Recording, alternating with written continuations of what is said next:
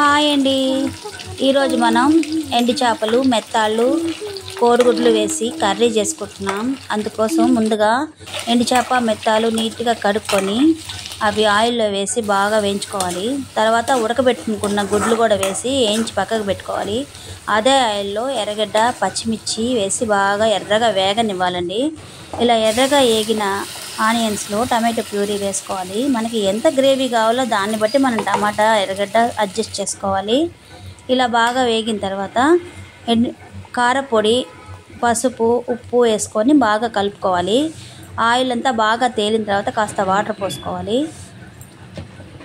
ఉప్పు మనం కాస్త చూసుకొని వేసుకోవాలండి, ఎందుకంటే ఎండు చేపలో ఉప్పు ఉంటుంది కదా, అందువల్ల తక్కువ అయితే తర్వాత కావాలంటే మనం కలుపుకోవచ్చు. ఇలా బాగా ఎగురుకుంటుంది. ఇలా బాగా కలిపిన తర్వాత ఇది కొంచెం బాగా ఎగురుకుంటుంది అనుకున్నప్పుడు అందులో ఎండు చేపలు ఉడకబెట్టుకున్న గుడ్లు అందులో వేసుకోవాలి.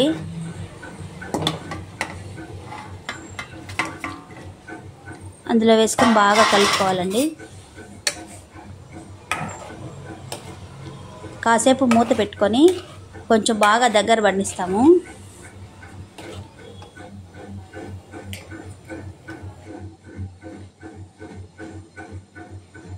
ఇప్పుడు ఎలా ఉందో చూద్దాము. చూసారా ఎలా ఉందో? చాలా అంటే చాలా టేస్ట్గా ఉందండి. నేను ఎలా ఉంటుందో అనుకున్నాను, బాగుంది. ఇది శ్రీదేవి గారికి చాలా ఇష్టం అంట.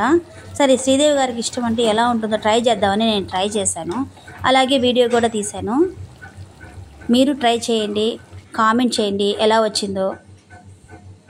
సబ్స్క్రైబ్ చేసుకోండి, లైక్ చేయండి.